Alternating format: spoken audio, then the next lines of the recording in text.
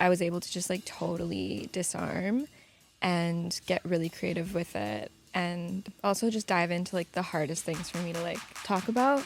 Hi, I'm Coco Mocoe, and today we are saving a seat in the middle row for Baby Nova, and we're filming this at Spotify.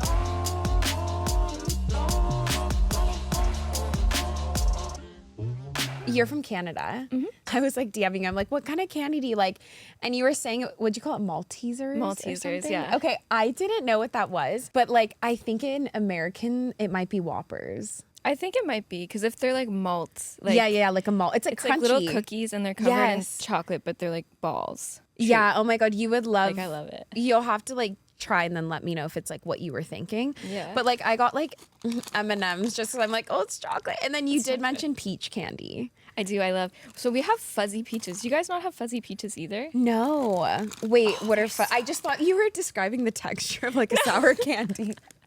Like no, fuzzy. I was like, okay, yeah, Sour Patch Kids. They're called fuzzy peaches, but they're like my favorite. Really? Yeah, my favorite candy. Are they like rings? Are they peach? Are they in a ring? No, they're just circles. Wait, can I see yeah. Like? Here, we'll try one. I'll tell you if they're like the same. Yeah. Are they similar? It's the exact same thing. I'm gonna grab some popcorn. This is gonna be a new segment that my brilliant editor brought up. Okay, everyone, boom. It's called Sweet and Salty. I'm gonna take the candy and then try it with some popcorn, which, by the way, like, I don't know if you're like this, I love like mixing random foods. Yeah. My favorite meal to eat growing up was like a bowl of Fruit Loop cereal with like Cheez-Its. Like, you take a bite of Fruit Loop cereal and then like a bite of a Cheez-Its? Yeah, I know, it's so gross. That's wild. Wait, I want to try this. Okay. I'm gonna bite into this. I know mine's basic, but I do like the fry milkshake thing. Oh my God, well, yes. Like fry milkshakes, because that's what I feel like this is gonna be like. Yeah, wait, you know what? This is actually really good. A sour, isn't it good? Wait, it's kind of good. No, you don't like it. I don't think I like it. Oh no! Oh no, I'm sorry. I spoke too soon. Jarring. It is me like loving it. You're like, I'm like an OG, like day one Baby Nova fan. Like, I found you through, I think it was the all new pop playlist on Spotify, and then I think I DM'd you. You must have like just recently started your like artist account or like going public. Yeah. It was your first song. Yeah. So I think you had like 1,000 followers, and I was like, oh my God, like just keep going. I love your music. Yeah, like, I know. like so like you guys, sweet. we have evidence that I was there from the beginning. How were you able to get such a great kind of vision and team and like execution early for it being your first song as an artist? Well, I think part of it was that like, although this was my first release as an artist, I've kind of been writing for like 10 years. Okay. My team, like the people that I make the majority of my music with, Lowell and Gus, I had connected with them like years prior. And I had actually made an entire album in like the basement of this studio in Toronto that I then like scrapped. So it was like a long process getting to Killed for Sport. I'm happy that I did all of those other songs and that like I'll always have them. But I think that I needed to go through like this discovery phase in order to really figure out like, oh, this is my sound. Yeah. I also think that like working with Lowell and Gus really brought that out of me because I was able to be so honest with them, which I had just never really had that level of trust with collaborators before because I was always doing like speed dating sessions. You know what I mean? I was able to just like totally disarm and get really creative with it. And also just dive into like the hardest things for me to like talk about. That was really, really fulfilling. And what drew me to Killed for Sport, I want to give you like my interpretation and then I want to hear yours. I really interpreted it as a platonic friendship, almost betrayal, which I had gone through as well. And like, I think when I found that song, I was coming out the other side. You're always told to be careful of like relationships, or so much about even music is like love and like the betrayals that happen in romantic partners. And I had been so hurt by someone that I never would have thought that like, you never think that your friends would be these perpetrators of these things. Was that song kind of about like a platonic friendship and the betrayal that happens there? Yeah, it was. And a lot of people ask me like if it's romantic or whatever. And I think like regardless of what the relationship is, I mean, someone that betrays you that you trust is really hard. But I almost think that like having a friend, like a best friend that like betrays you and someone that you love and trust like that, especially a girlfriend for me, I've found, because I've been betrayed by exes and stuff like that, you know, that was the hardest thing I ever went through because they really know like everything. Yes. You They know? know more than even sometimes your romantic partner. And they can really, like, they have a lot of power in that. You know what I mean? Yeah. Like, they can really mess some shit Yeah. up for you because they know all your tea. It was probably the most painful thing that I've experienced in my life. And I know that sounds crazy because it's one person, but yeah, it really like shook me to like the point where I left Toronto. Like it was that bad. Like I had to leave Toronto, and I it took me a long time to want to go back there. And when I finally did, that's like the first week that I was back there, I worked with Lowell and Gus, and that's when we wrote Kill for Sport. So it was like full circle. Yeah. Too Pretty for Buffalo was the first song we wrote. Okay. But Kill for Sport, I think, happened like 2 days later. Yeah, it was like the most healing thing because I was back in the city for the first time. That had like traumatized me. Yeah. That week of writing was like that changed my whole world. I've been going to therapy for this situation, and one of the things that I learned from it is that when somebody hurts you, not like out of selfishness, but like actually out of like malicious intent, that is like way more traumatizing because you kind of like the veil drops for a second and you see what someone's capable of, like, you know, and like you always hear these stories about people doing these things to other people and stuff, but when you like see, like when you experience that, when you see that in someone and that veil drops and it's no longer just this like mythical thing, it's really like painful, you know. I didn't have a song that could describe a platonic friendship betrayal the way that did. But then the lyrics still is so interesting because it's like, even though like it's obviously platonic, like no sex happened for me, but it was like, but like you kind of fucked me. Like you like actually fucked me. That's so hard. Like why? For like, sport too. Yeah. Like it was just fun to them. That's like the biggest part of it. I'm like, you literally didn't have to do it. Exactly. There was no like motive for you. And then in the music video for it, you were explaining that a little bit lighter, was that like you had a movement coach on set. Can you explain like what that is? The story. He's a dancer and he's a choreographer. Okay. But he was acting as a movement coach because we weren't necessarily doing like a huge dance number or anything. There's a lot of me like crawling around on the ground. But it was pretty funny. So he was helping me with like movements to make sure that like we were getting it across on camera, like the way that my body was moving and like if it was going to be sexier, like creepier at this point. Or, you know what I mean? Like he's just really good at that stuff. But it was hilarious because I had some people from my team there. And some of them are men. And I would get nervous when Oleg was like doing that movement coaching stuff because some of the stuff in the video is like pretty vulnerable. Like I'm literally fucking the ground. And then I'd be like, okay, clear set. And they would go out behind this curtain and they would be behind the curtain and all they could hear is my music playing and Oleg going, fuck the ground, honey, fuck the ground.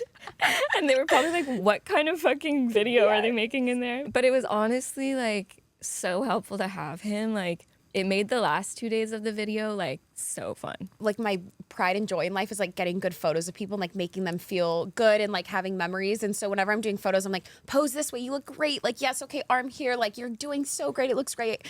But then like whenever like I was just in Europe with my friends and like it's not their fault, they just like don't take photos regularly. So I'm like, okay, my turn. And then they go to take the photo, it's like silent. They're like, ding. I know, I'm like, what do I do? Like, I look so awkward on camera because I'm like, it's silent. It's so awkward. Like, am I posing okay?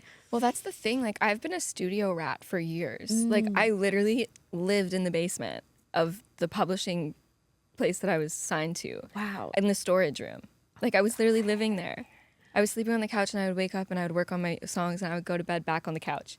Wow. You know what I mean? And so I had not like seen people for like so long or like been in front of people who like perceived. And this was like, I had done like little photo shoot in Toronto and stuff with Piper. And Who's that? She's the director, but like also one of my really good friends. Okay. It was so comfortable. I walk into this video shoot, I'm like half naked and there's like 20 people just staring at me. And I'm in the middle of this room and it's like, okay, go girl. And I was like, oh my God, like I haven't left my storage room in so long. I was gonna say my bedroom, but it's like, no, it's my storage room. The first day was hard. I won't lie. The first day I was like scared because I just not used to that many people staring at me. But then the second day, especially when Oleg got there, I was like having a good time. Yes. You know what I mean? If your music was a part of any like movie soundtrack, like what would you want it to? Like, what do you think a movie visually like fits your sound? Can I say what I think your music fits? Yeah. Honora. Oh my Have God, you that would seen be Honora? so perfect. I feel like your music like I fits loved it so well. that movie. You know, I Me actually too. watched that movie because of you. Wait, really? I think I had watched, like, did you do a TikTok on it or I something? did so many. Well, I did a few. Yeah, I was talking about like how she mentioned Cinderella. Like I was like dissecting the whole movie. Like Yeah. to anyone that would listen. Because I don't often watch like new movies right now. I think it's like an ADHD thing, but I just rewatch it old is, things yeah. that give me like comfort. Yeah, to like rewatch. But I things. watched your video on it and then I watched it. Neon, are you listening? Oh my God. No, but I think that would be Isn't it so perfect. good? And I also yeah. have this song coming. It's called Broke Bitch Boogie. Ooh, another question I have that I love to ask is there's someone new, they've never heard Baby Nova before. What's the best setting to listen to your music? Like in the car alone, like at a pregame, like in the shower? Like what do you envision is the best place to listen to Baby Nova for the first time? I feel like the best place to listen to my music would be alone for the first time. Okay. Yeah. And like where? Probably in your car, like driving. That's where I heard Kill for Sport. Mm-hmm. Yeah. I think that it really is kind of like because of like the vulnerability of the project, a lot of the songs I would say like they're best experienced privately when you can like really feel your feelings about it, you know? Yeah. But I think there's some other songs that are coming like Virgin Heartbreak and Broke Bitch Boogie that are totally like I would love people like turns them on at parties and stuff. Okay. You know? Okay. I'm trying to think. I was like going to ask one question and then I was like distracted because I'm like, you look so much like Kylie Jenner. Have you ever gotten What? that? Wait, have you ever gotten that? No, Don't but you guys think so? I like got off track because I'm like, she kind of reminds me of Kylie Jenner. that's so nice. Yeah, like the way you talk too, like your inflection. Wow. Wait, that's so crazy. She's so pretty. I mean, I'll I know, take right? it. Yeah. I feel like the hair and like the mannerisms and like your face and stuff. Anyways, I was like, wow, like If the Kardashians want to take me in, like, listen. like yeah, hang out with them at San Tropez. Hey. Speaking of iconic figures, you mentioned that one of the corsets you're wearing was Priscilla Presley's. yeah. Wait, that's insane. I know, How it's did that insane. happen? So Kennedy, one of the people on my team, coolest person alive, she had like worked for Priscilla Presley's like estate and they had gotten rid of a bunch of stuff and they gave Kennedy this shirt. And then she told me that I could wear it for the video and brought it to LA and let me wear it. And it was just, it felt so cool to have it on for that shot with the corset. It's like a good luck charm. It Like, is. that's It really so is, cool. yeah. Is there anything about where Baby Nova's headed as an artist that you're excited about?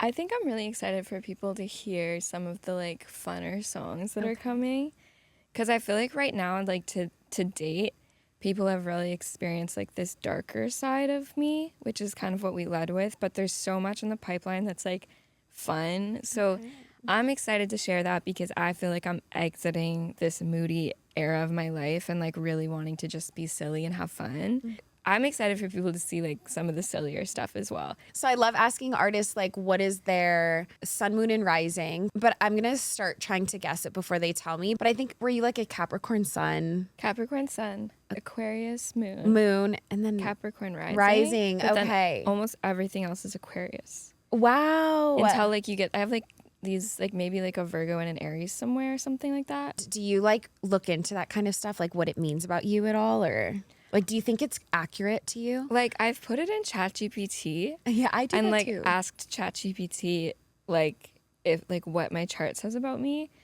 But low key, I feel like ChatGPT sometimes is like love bombing me. No, I know. I've had Like to be they like, always be more tell me unbiased. too much nice stuff. Yeah, they do. Like be real with me. Like, you know what I mean? yeah, no, I've had to like tell it too. But then sometimes I'm like, but do I want it to be real with me? I kind of like Yeah. the delusion. I'm I like, know I do "Hey." like the delusion, but then I veer too much a little bit naturally delusional. So like Yeah, same. I can't be fed that stuff all the time. Like I I need know. ChatGPT to chill because it'll be like, your chart is so special. And I'm like, don't tell me that.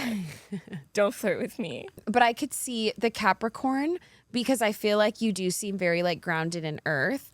I feel like what's so interesting, we were talking about this when we met in the lobby, is like your songs, like you are more of like a stronger voice, like singing. It's like, but then I was so shocked because I think you posted a TikTok once talking. Yes. And I'm like, wait, you're so soft spoken. Like you like talk quieter than I would think. I know. I feel like musically, I'm so provocative. And like even like in the videos and stuff, like I'm crawling around on the ground. Like, but like as a human, I'm so like. No, I love that. I wish I was more like that. I always wish I was like more mysterious and quiet. But Really, I'm like, I'll never be. I wish the opposite. Like I wish I was more outgoing. Okay. You know what I mean? Like I envy that so much. Okay. Your first kiss was in a movie theater. It was. Oh my God, you guys might too. And wait, what was your movie? My movie was Ice Age 2. Wait, like that's so crazy. Embarrassing. Yeah.